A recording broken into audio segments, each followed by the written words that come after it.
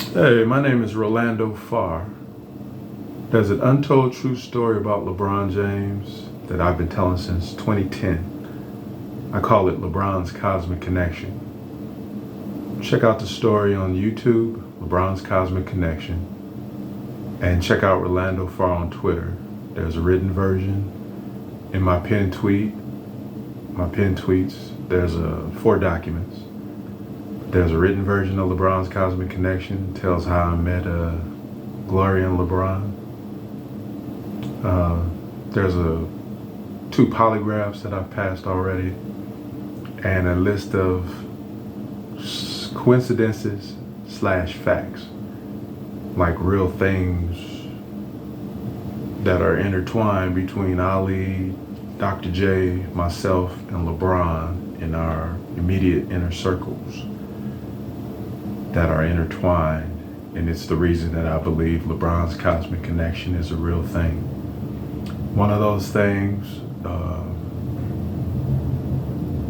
you'll actually see like a strip where I covered over something, but a few years ago, I put it out there that a guy named Leicester Bryce Stovell, that's who Gloria James told me was LeBron's biological father, back in 1985.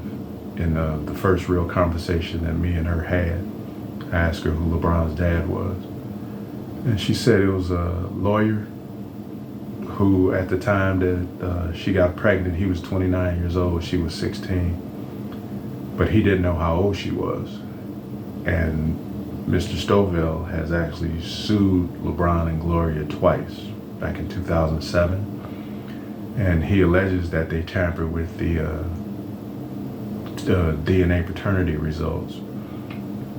And I believe him because Gloria told me that was LeBron's dad.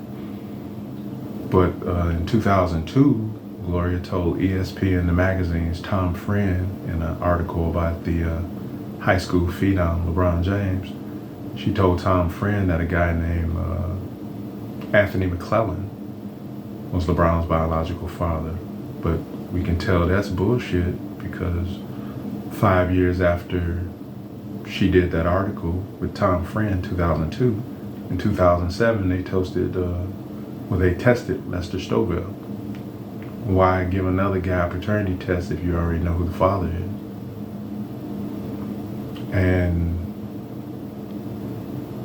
the reason I'm about sure that it wasn't a mistake and that they really did tamper with the test is because they came up with a half-brother. Just to extend the story, they came up with a half-brother, a LeBron lookalike, some dude that resembles LeBron, but his name's supposedly Aaron McClellan Gamble. But that's all bullshit. That's bull. LeBron's dad is Leicester Bryce Stovell, just like Gloria told me back in 1985 when LeBron was about 2 months old. She was scared. Me and her had a conversation. Like I said, the first real conversation that we had, I asked her who was LeBron's dad. I wanted to see if I knew him, and she told me it was Leicester Stovell. She met him in Washington, D.C., and I asked her, what do you know about D.C.? And she said she visited there. She had some relatives, so she had visited there before. She actually said she visited there frequently when we had the conversation. And she said Mr. Stovell didn't know how old she was. He said in his lawsuit, the first one, that Gloria told him she was in her early to mid-20s. And that makes sense. He met her out of state. She could spend the night out. He met her in a bar. So why wouldn't you think somebody that told you they were in their 20s, why wouldn't you think she was in her 20s? So he took her home, had sex with her. She got pregnant. She ran into him. Well, she went back to that bar and met him a few months later and told him that she was pregnant and she was going to name the kid LeBron. When she showed me at the store, she showed me Mr. Stovell's business card, identifying him as a lawyer and an attorney. And she showed me how she used his first and middle names to come up with LeBron. The LE part and the BR, Leicester Bryce, LeBron. Then you take the coincidence that LeBron named his son, who was born right around the time of the paternity test.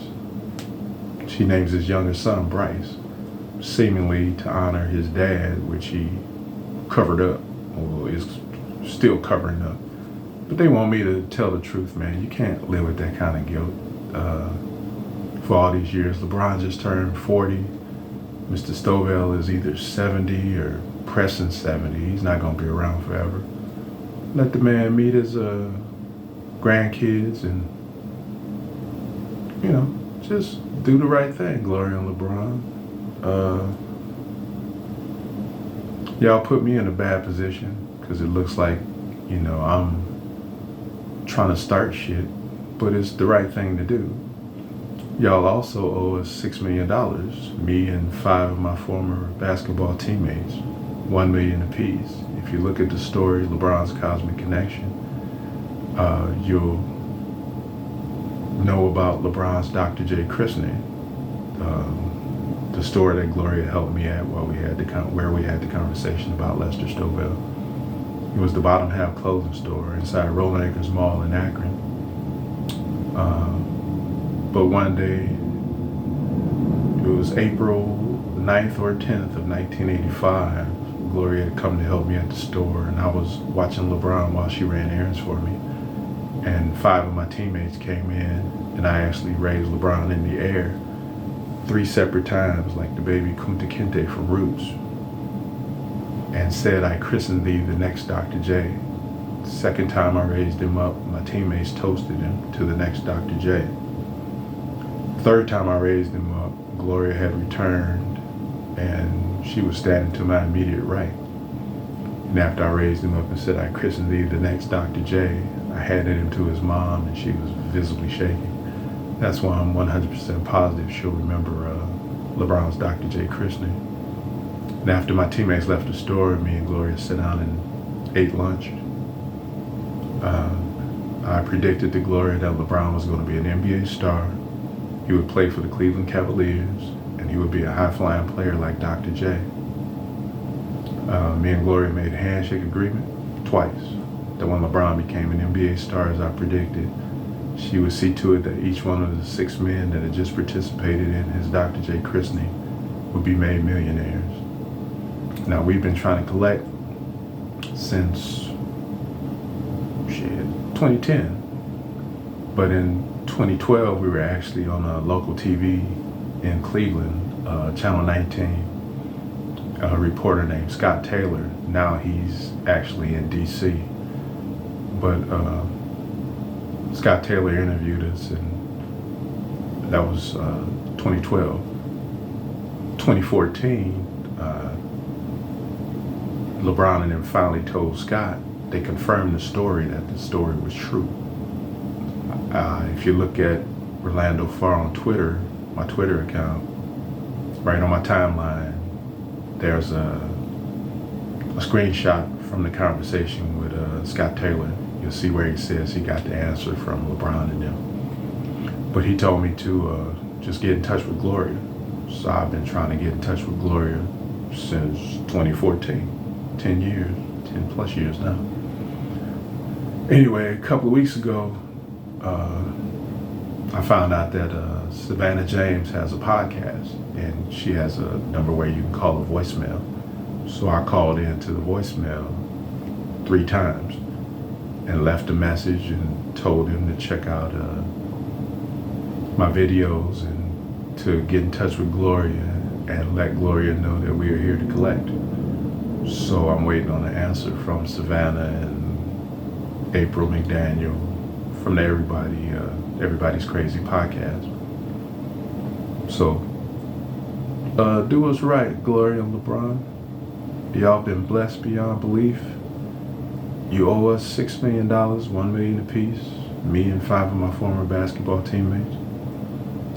I'm not gonna say you owe Leicester Bryce Stovell an apology, but that would be nice, because if y'all did doctor with his DNA paternity test, That's fucked up. That's actually illegal. That's criminal. But hey, rich motherfuckers get away with crimes in America. That's the way that shit goes. But hey, do the right thing, y'all. Man's getting older. The universe don't like ugly, man. See, y'all bring some crazy shit on yourselves by not doing the right thing. But you owe us money, $6 million. Mr. Stovell's LeBron's dad. Quit telling the Anthony McClellan lie.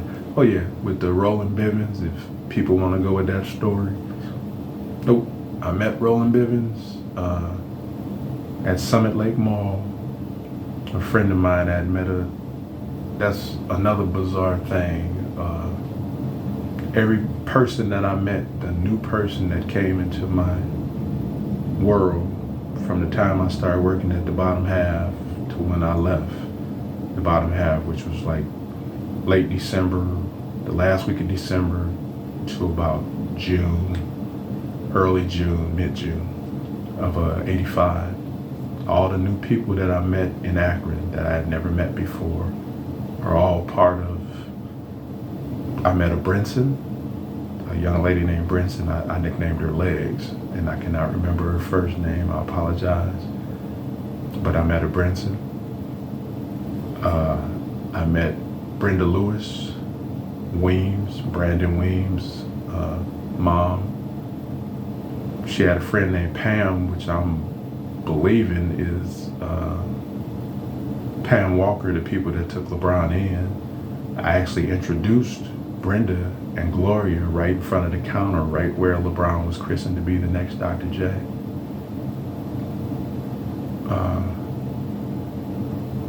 There's a connection, man. Like when I say LeBron's cosmic connection, there's truly a connection. If you look at the story and go down, I've written out a list. There's like 4 or 5 more. Romeo Travis, he's just check out the list. Give her some money. Check out the list of coincidences. Do right by Mr. Stovell. Without Mr. Stovell, he's 6'8", 230 something pounds. Was a crazy high school basketball player in a sectional semifinal. Second to his last game, he scored 23 points in his 23rd game, which is your number, one of them. His number was 51, 5 plus 1, 6. You know, too many coincidences, man. Oh, but he had 23 points, 17 boards. That's a nice game. 6'8". Without him, maybe you're your mom's height, 5'6". 5'7", 5'5". Give a man his respect, man. He didn't know he didn't know when you were born. He didn't know that you were born. Gloria said she never told him. Gloria and them didn't have a home phone. Even if she did tell him, he couldn't have even called you guys. When Gloria, on her application, or the number that she gave me was a relative, not a relative, it was a neighbor's. And if I wanted her to come up on a particular day and help me out, I'd call the neighbor's house and she'd get the message and would come up. Do the right thing, y'all.